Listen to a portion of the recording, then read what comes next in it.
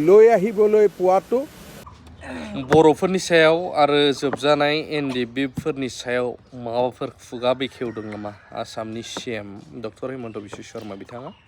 नैबेबायदिनि थ्रुयै बिथाङा मा खेंफोरथि होदों नायलांनो हागोन नोंथांमोना एसामिसबाबो गोबाङा बुजिखायो रायज्लायफिननो रोङाब्लाबो এক ঐতিহাসিক দিন বডোফা উপেন্দ্ৰনাথ ব্ৰহ্মই এটা পিছপৰা জাতিক নিপীড়িত নিষ্পেষিত জাতিসত্তা এটাক বিশ্বৰ বুকুত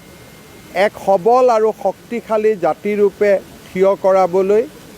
আত্মনিয়ন্ত্ৰণ আৰু স্ব অধিকাৰৰ আন্দোলন বড়োভূমিত আৰম্ভ কৰিছিলে আন্দোলনৰ কোনোবা এটা সময়ত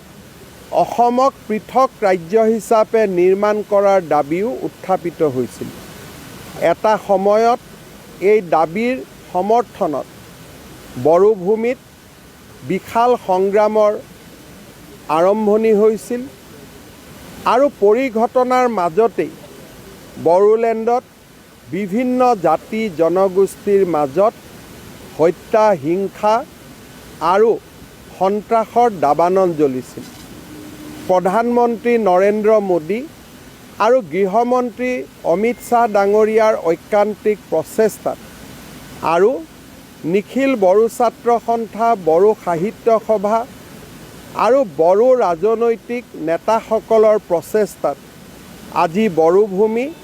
এক শান্তি আৰু সমন্বয়ৰ ভূমিলৈ ৰূপান্তৰিত হৈছে অসমৰ অখণ্ডতা আৰু অসমৰ সমন্বয়ৰ প্ৰতীক অসম বিধানসভা আজি কোকৰাঝাৰৰ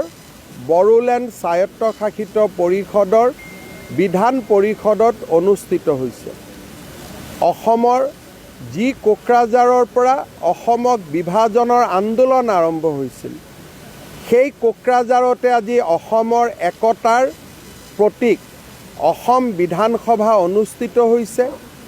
আৰু অসম বিধানসভায়ো আজিৰ অধিৱেশনত কি ধৰণে বড়োলেণ্ড স্বায়ত্তশাসিত পৰিষদক শক্তিশালী কৰিব পাৰি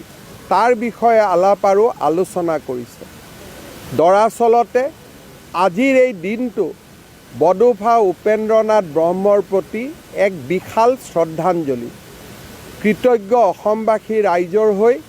মই আজি পুনৰ এবাৰ বডোফা উপেন্দ্ৰনাথ ব্ৰহ্মক শ্ৰদ্ধাঞ্জলি জনাইছোঁ আৰু তেখেতৰ আদৰ্শৰে আমি বড়ো জাতিক সকলো দিশৰ পৰা আগবঢ়াই লৈ যোৱাৰ সংকল্প আকৌ এবাৰ আমি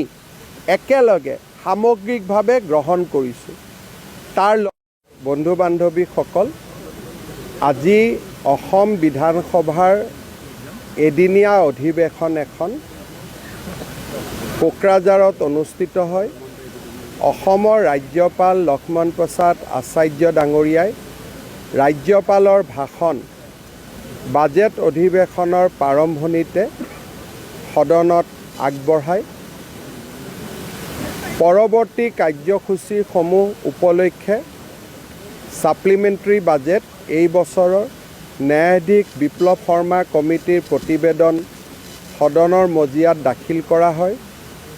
আৰু সদনত আজি অসমৰ ষষ্ঠ অনুসূচীসমূহ শক্তিশালী কৰাৰ বিষয়েও আলোচনা আগবঢ়োৱা হয় এই আলোচনাত শাসক আৰু বিৰোধী দলৰ সদস্যসকলে একেলগে অংশগ্ৰহণ কৰে আৰু ষষ্ঠ অনুসূচীসমূহ বিশেষকৈ বড়োলেণ্ড টেৰিটৰিয়েল ৰিজন কাৰ্বি আলং অট'নমাছ কাউন্সিল আৰু ডিমা হাছাও স্বায়ত্তশাসিত পৰিষদক শক্তিশালী কৰাৰ বাবে বিভিন্ন পৰামৰ্শ আগবঢ়ায় ৰাজ্য চৰকাৰে এই পৰামৰ্শসমূহ আন্তৰিকতাৰে সৈতে গ্ৰহণ কৰে আজিৰ সদনৰ মজিয়াত